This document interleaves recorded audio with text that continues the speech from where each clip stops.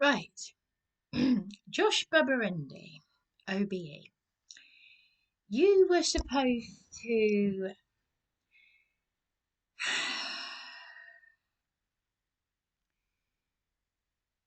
Right. You were supposed to get back to me um, over 6 hours ago. Had a voice message from you at about 7:30, but I was on the phone to an obnoxious woman at the Lib Dem office. This is what has happened this evening. I am officially street homeless in the cold, wind, and rain, but there's a vulnerable lady who's seen me and praying for me, who does care about me. And it's like something out of Victorian times. She she must have said something on my behalf. Um, because the manager here of this anonymous hotel, this unknown hotel, which I will not disclose where I am, has given me this room at a discounted price. But I'm telling you, I've only got about £10 or £20 for 2 weeks to buy food. It would have to be pot noodles. I'd need a kettle. I will starve. I don't know how to manage money. I'm dipping into the pound coins that I use for the laundrette. This is it now. That there are no words to describe how obnoxious these people are. When I've been given, ever since this morning, I've been non-stop ringing people up and talking and been given phone numbers that don't work, and like 2 hours on the phone to shelter. And Caroline Ansell actually had the nerve to text me from her mobile, because I've been messed around by their office. Dear Bryony, this is from her mobile, this is a text. This is Caroline Ansell MP. Dear Bryony, I'm afraid I can't handle any casework through text or calls, so I won't be able to respond from this number again. It's amazing that I ever did contact her in the first place. That's how desperate I am. I'm at the end of it. But I understand you have spoken with my caseworker, and we have asked for support for you. It's incredible. It's absolutely incredible. All she's done is give me the Sussex Care Connect number 0345 60 80 191. And the room that I had, the room and bed that I had those people from that number endlessly fobbing me off and terminating my calls. And Josh Babarinde said to me exactly what they said to Sue of my late mother's estate, which is, and that money's running out. That was meant to last a lifetime, but it's gone on repairs of the flat, where my sister will end up homeless at some point.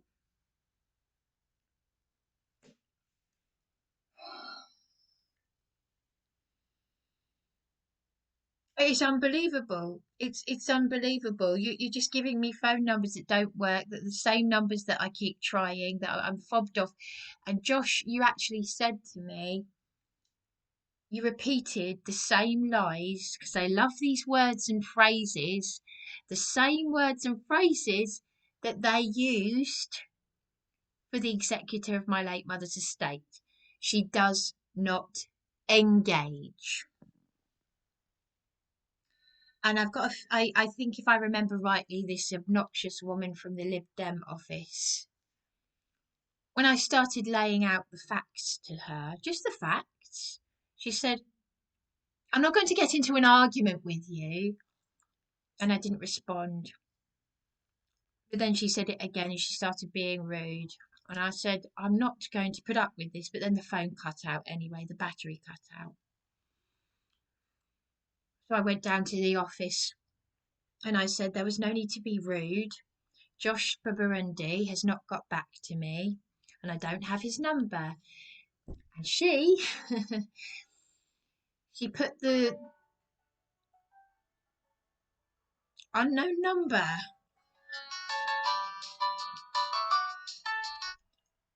Hello? It is, yes.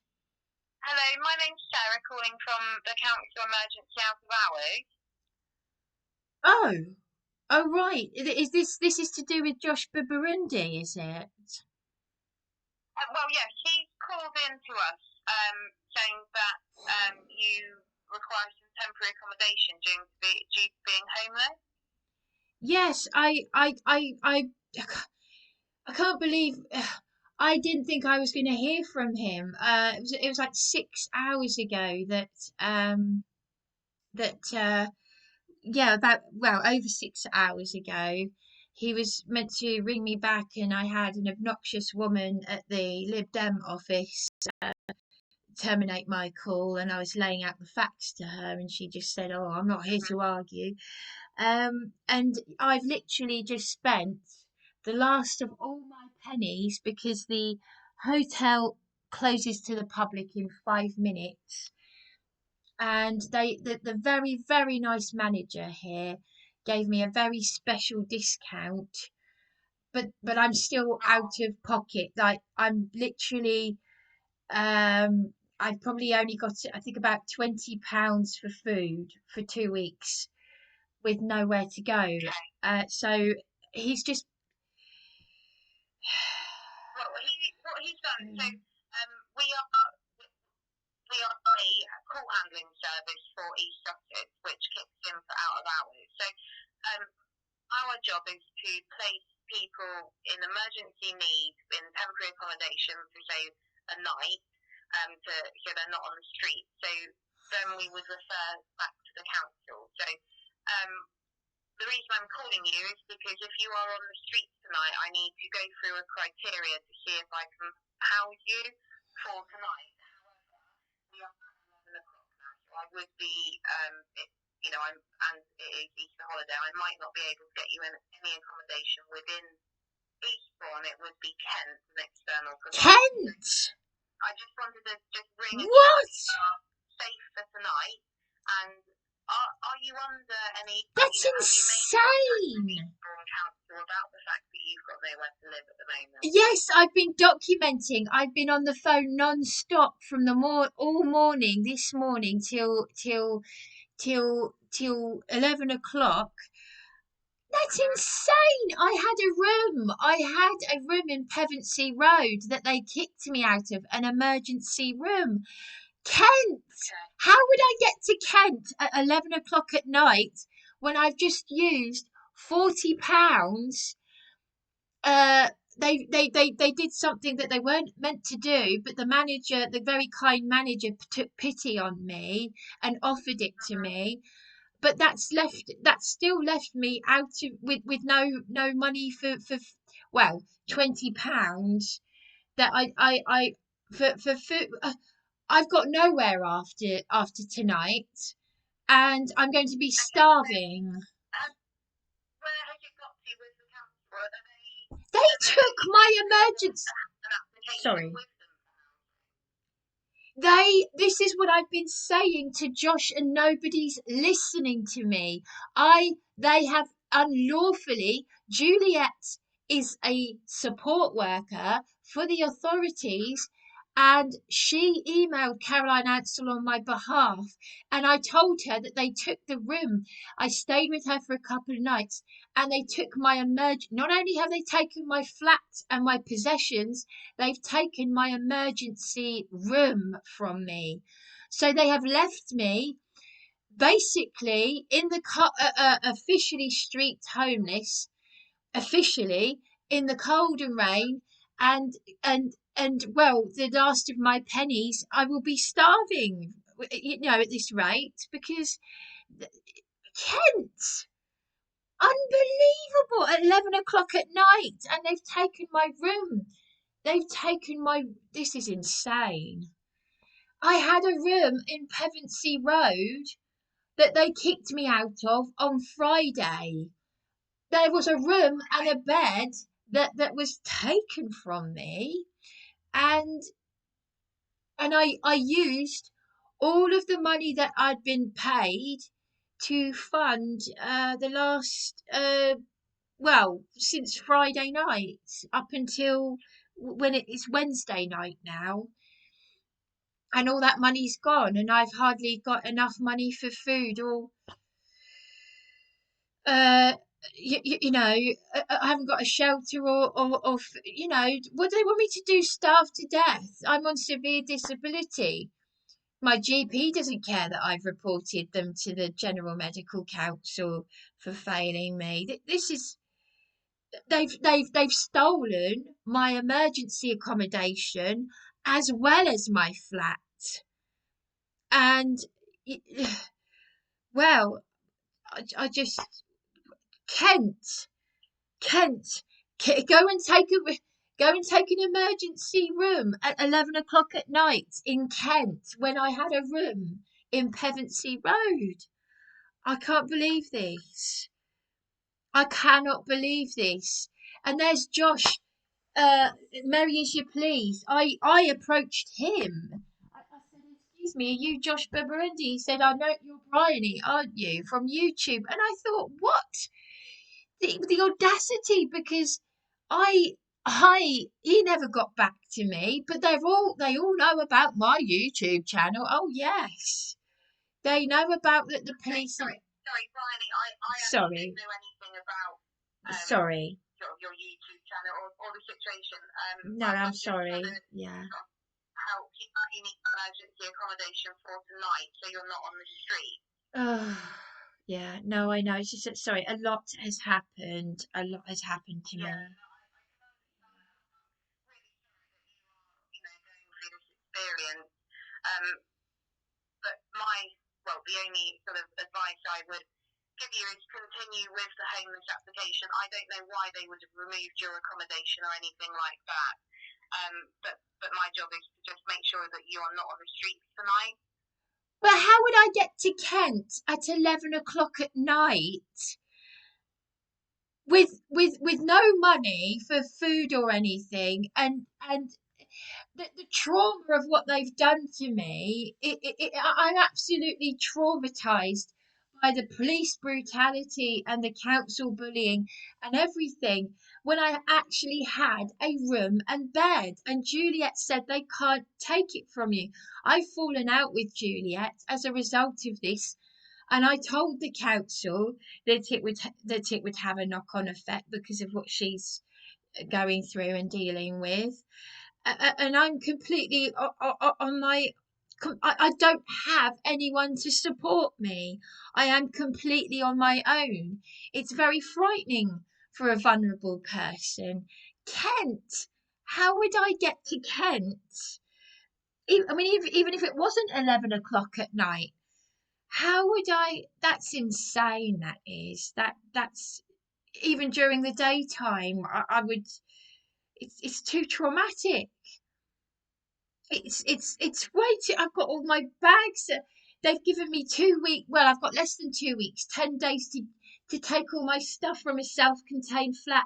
I already pay storage to the council with a whole garage full of stuff and stuff in other places because they kept kicking me out of temporary accommodation instead of actually housing me. They'd kick me out of, I only had to complain about something and I was their target. And they wonder why I set up a YouTube channel with evidence of me being attacked by criminals. I just think it's all about Chinese whispers, as Rob from Sussex Police said.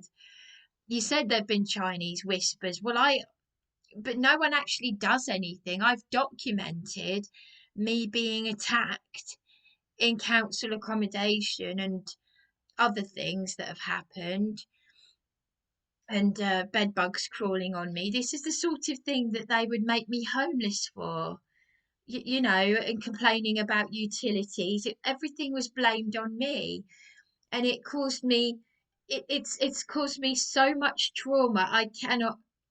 Well, it's left me permanently broken and traumatized, all of this, because it's been going on over the past 7 years. They've made me street homeless before, and they've moved me around. And adult social care have lied, saying I've got an interview where they've lied, falsely offering me a flat. And yet they tell people like Josh and everyone else, oh, she's not engaging, to cover their own backs. And I'm being always being lied to and fobbed off. And they don't like me because I've got evidence to back up my claims, whereas they haven't. They just lie. So I've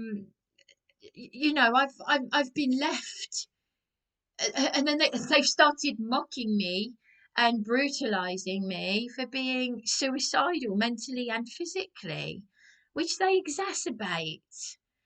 I've had devastating news and no support. Yet I was in a so-called supported accommodation. I've been in more than one supported accommodation. It's rubbish. That place that I was forced to go to at Pevensey Road was a 28-day placement, and they've just taken it from me.